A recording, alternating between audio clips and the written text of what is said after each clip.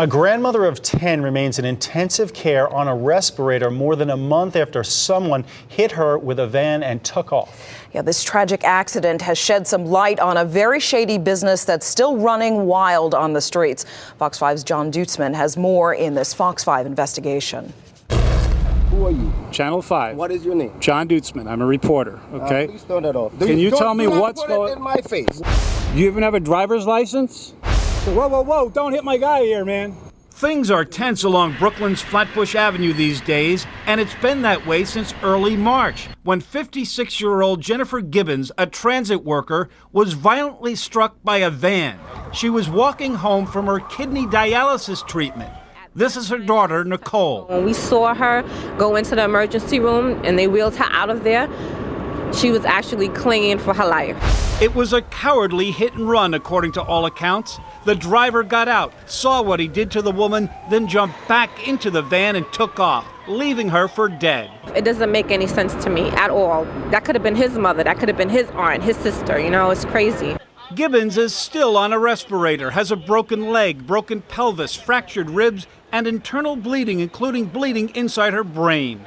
The man who hit her is still on the loose. Word is he might not even have a driver's license.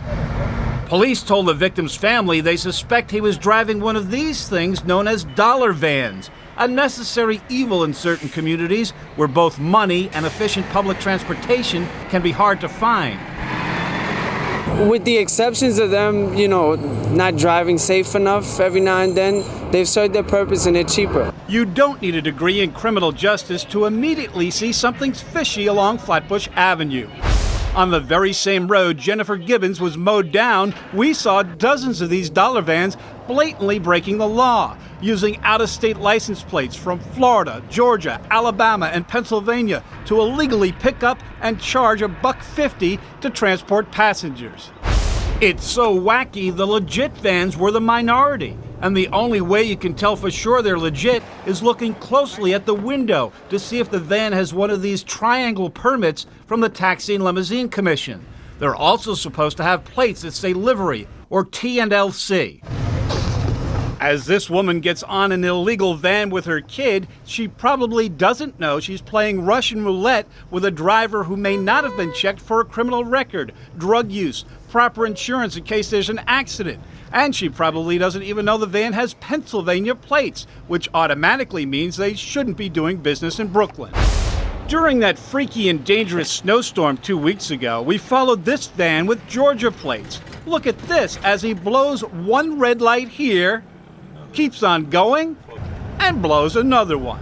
On board with a hidden camera, it sounds like these guys warn each other when cops might be watching them.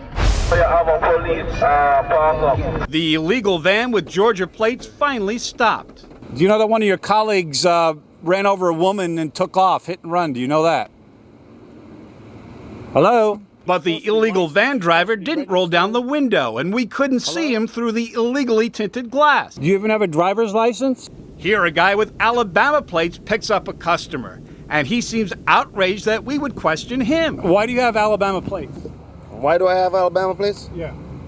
Please turn that off. You're not even remotely trying to look legit, man. You know that. Who are you? Channel 5. What is your name? John Deutzman. I'm a reporter, okay? Please turn that off. Can you tell me what's going on in my face? What is going on with the you have out-of-state plates? What's with the Alabama plates? Please do not put it in You're supposed to have livery plates. You're supposed to have TLC certified stuff, and you don't. Excuse me, please. There are also plenty of illegal dollar vans with regular New York plates. They don't say livery or TLC, so they're just as shady and risky. Can you tell me why you don't have plates? Okay, whoa, whoa, whoa, don't hit my guy here, man. It sure was hard getting a straight answer from these guys. Aren't you supposed to have a livery plate? One illegal driver had an interesting excuse, saying the mayor told the vans to pick up people during the transit strike. This is like a personal car. Yeah, but when the strike is on, the mayor say come and carry people. Even with... Nobody said nothing about the livery plate. Okay. They just say once you have a van, come and take people to work. That transit strike was 4 months ago. But you're still doing that, huh?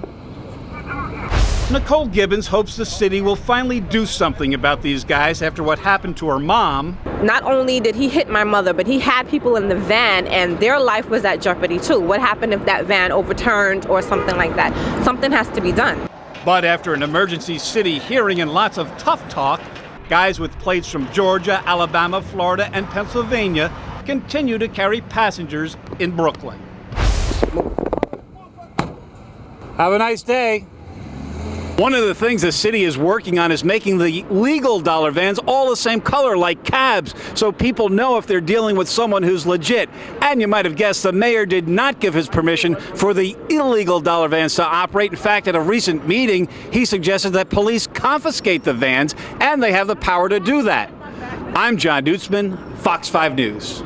Well, tonight the NYPD tells us they do go after the illegal dollar vans with summonses, arrests, and confiscations. But they say a few days later, they're back out on the street.